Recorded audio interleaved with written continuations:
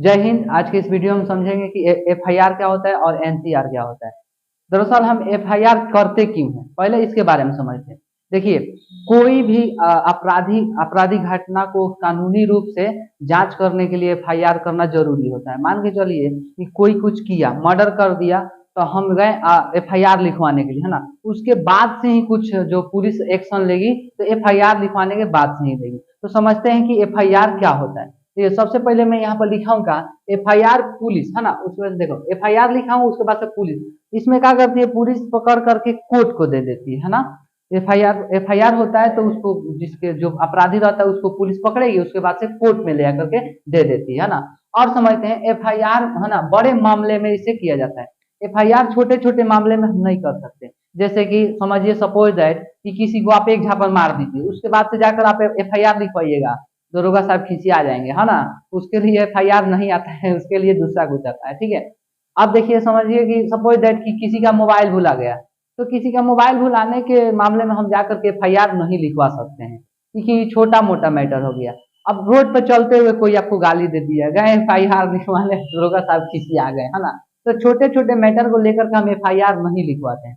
इसमें आता है बड़ा बड़ा मैटर, जैसे कि मैं सपोज दैट यहाँ पर मैं लिख दिया हूँ, है ना। जैसे मैं लिखा हूँ का बलात्कार।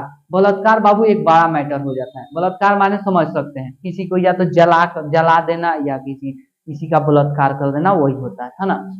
जैसे मैं लिखा हूँ का मर्डर। मर्डर समझते हैं ना, किसी को मार देना। इसमें हम आराम से जाकर के एफआईआर कर सकते हैं, है ना। इसके लिए एफआईआर बना है। अब देखिएगा अपहरण।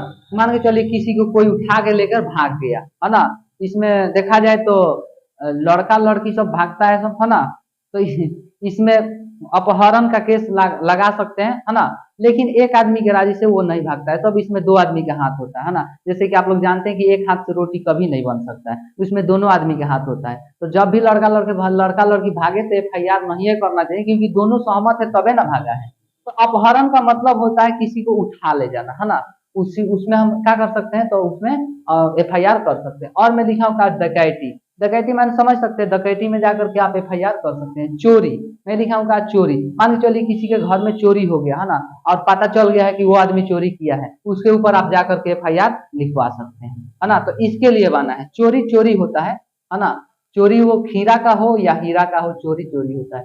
और आप देखते हैं का कि और यहाँ पर मैं लिखा हूँ दहेज के लिए उत्पीड़न करना। मान के चलिएगा कि दहेज आप जबरदस्ती किसी से मांग रहे हैं, है ना, उसके ऊपर भी एफआईआर हो सकता है ना।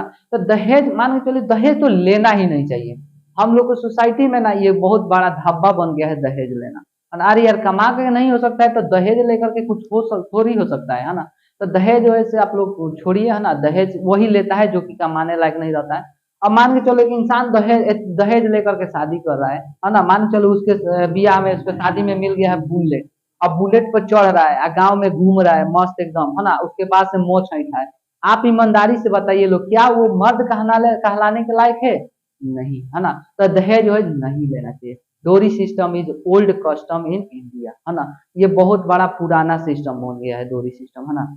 डोरी सिस्टम को हमें धीरे धीरे इस सोसाइटी से हटाना चाहिए। और हम इस सोसाइटी से किस तरह डोरी सिस्टम को हटा सकते हैं, डोरी सिस्टम किस तरह हट सकता है, इसके लिए आप लोग को पढ़ना चाहिए, है ना। हम लोग को क्या करना चाहिए, शिक्षित होना चाहिए। जितना हम लोग एजुकेटेड मैन होंगे, पढ़े लिखे आदमी होंगे, उतना ही डोरी सिस्टम को हम दूर कर सकते हैं। आजकल तो देख रहे हैं जो पढ़ रहा है वो भी बहुत ज्यादा दे रहा है। जैसे कि कुछ नौकरी वोकरी लग जा रहा है तो डोरी सिस्टम, मतलब कि दहेज जो है बहुत ले रहा है, तो नहीं लेना चाहिए, है ना।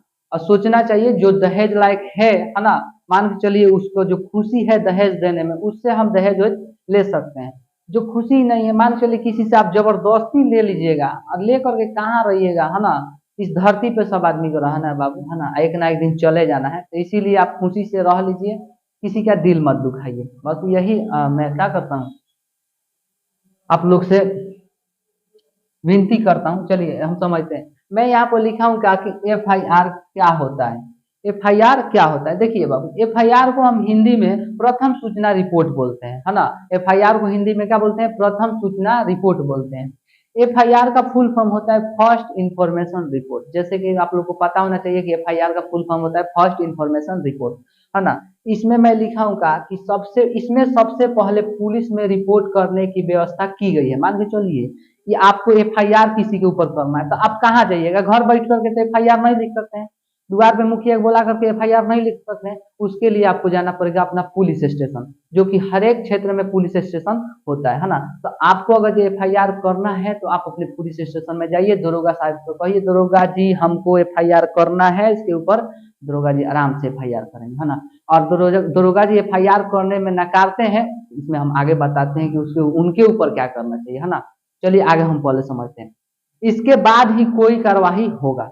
मान के चलिए आप एफआईआर करिएगा, उसके बाद से ना कोई पुलिस कानूनी कार्यवाही करेगी उसके ऊपर, है ना। तो सबसे पहले हमें क्या करना चाहिए?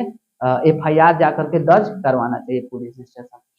मैं यहाँ पर लिखा हूँ का कि पुलिस पावर ऑफ पुलिस, है ना। मान के चलिए इसमें पुलिस का जो है वो पावर क्या हो जाता है, किसी के ऊपर आप एफआईआर कर दिए हैं, है ना, या तो किसी के ऊपर एफआईआर हो गया है, तो पुलिस का उसमें रूल क्या होता है? देखिए ऐसे मामले में ना पुलिस के पास किसी किसी व्यक्ति को गिरफ्तार करने का, है ना, गिरफ्तार करने का अधिकार हो जाता है। मान के चलिए एफआईआर कर दिए हैं, उसमें पुलिस किसी से नहीं पूछेगी। आप लोग समझते नहीं कोर्ट से आदेश आएगा कि जाइए उसको पकड़ करके लाइए, है ना, खोजिए, गिरफ्तार करिए, ऐसा नहीं होता है। पुलिस के पास खुद से ही वहां पर पावर आ जाता है। जैसे ही एफआईआर होगा फौरन वो अपना क्या करेगा, पुलिस कमेटी अपना क्या करेगा कि अपना वो रूल निभाने लगेगा, जैसे कि फौरन अपना वो ड्यूटी पर लग जाएगा उसको गिरफ्तार करने के चक्कर में।